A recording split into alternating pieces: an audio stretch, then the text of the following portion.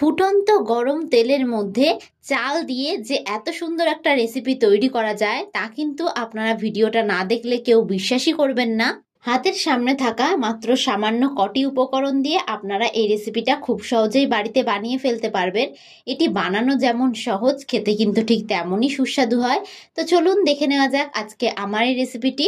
তো ভিডিওটা কোথাও স্কিপ না করে পুরোটা দেখার জন্য আপনাদের কাছে আমার অনুরোধ রইল। এখানে আমি সবার প্রথমে গোবিন্দভোগ চালকে 1 ঘন্টার জন্য জলে খুব ভালো করে ভিজিয়ে রেখেছিলাম। আপনাদের হাতে সময় কম থাকলে আপনারা 30 মিনিটও রাখতে পারেন। প্রথমে কিন্তু আমি চালটাকে খুব ভালো করে ধুয়ে তারপরে চালটাকে একটু ভিজিয়ে রেখেছিলাম। আমি এখানে গোবিন্দভোগ চাল দিয়ে রেসিপিটা তৈরি করেছি, তবে আপনারা কিন্তু চাইলে অন্য যে কোনো ফ্লেভারফুল রাইস এখানে ব্যবহার করতে পারেন। চালটা কিন্তু ভিজে সম্পূর্ণ নরম হয়ে গেছে। তো এইরকম ভাবে চালটাকে কিন্তু একটু ভিজিয়ে নিতে হবে। এবার অন্যদিকে আমি একটা বড় মিক্সিং বোল নিয়ে নিলাম। এবার আমি এর মধ্যে একটা ছাঁকনি নিয়ে নিচ্ছি।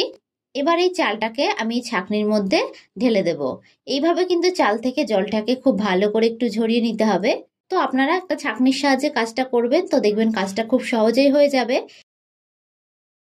এবার এই জল ঝরানো চালটাকে আমি একটা ছোট মিক্সিং জারের মধ্যে দিয়ে দেব। সমস্ত চালগুলোকে কিন্তু আমি মিক্সিং জারের মধ্যে দিয়ে দিয়েছি। এবার মিক্সিং জারের ঢাকনা বন্ধ করে এটার একটা পেস্ট আমি তৈরি করে নেব। এর মধ্যে এক্সট্রা করে কিন্তু আমি আর কোনো জল দেব না। চালের মধ্যে যে জলটা আছে সেটাতেই কিন্তু পেস্টটা খুব ভালোভাবে তৈরি হয়ে যাবে।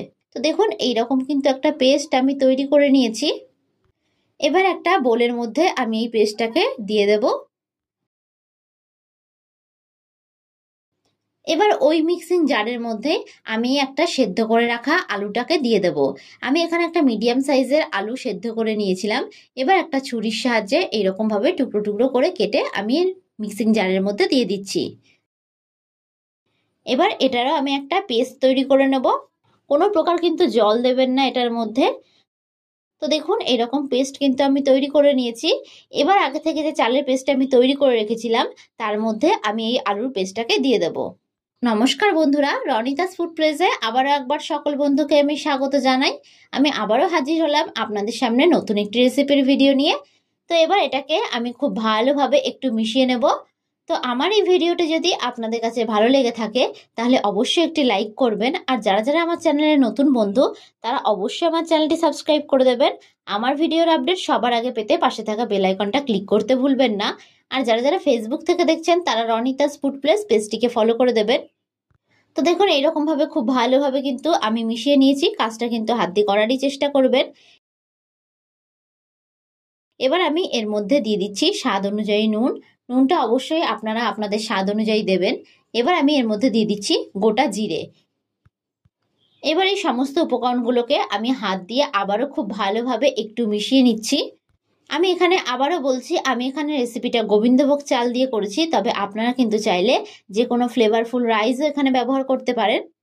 একটু ফ্লেভারফুল রাইসটা নেওয়ার চেষ্টা করবেন, তাহলে কিন্তু রেসিপিটা খেতে বেশ ভালো হবে।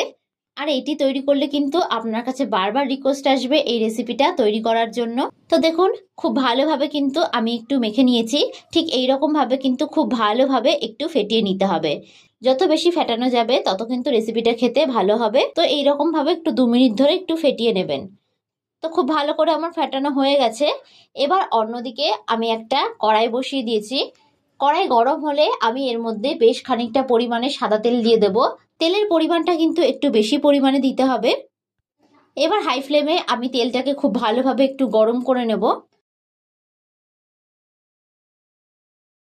তেলটা যখনই গরম হয়ে আসবে তখনই গ্যাসের ফ্লেমটাকে আমি মিডিয়ামে করে দেব। এবার আগে থেকে যে মিশ্রণটা আমি গুলে রেখেছিলাম সেটার থেকে নিয়ে আমি এরকম পকোড়ার আকারে দিয়ে দেব। আমি এখানে লঙ্কাটাকে স্কিপ করে গেছি, তবে আপনারা কিন্তু যখন ব্যাটারটা তৈরি করবেন তখনই ওর মধ্যে একটু লঙ্কা দিয়ে দেবেন। ঝালটা আপনারা যে যতটা খেতে পছন্দ করবেন সেই অনুযায়ী দেবেন। আমি কিন্তু এখানে ঝালের জন্য কাঁচা লঙ্কা দিয়ে দিয়েছিলাম। এবার একে একে এগুলোকে সব আমি এরকম ভাবে দিয়ে দেব।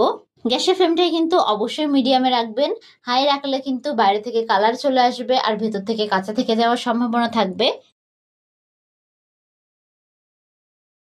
এক পিঠটাকে এইভাবে খুব ভালোভাবে আমি একটু ভেজে নেব।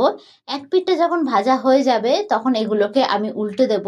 উল্টে অপর পিঠটাকেও কিন্তু ঠিক একই রকম ভাবে আমি ভেজে নেব। এইরকম ভাবে খুব ভালো করে আমি দু পিঠই ভেজে নেব।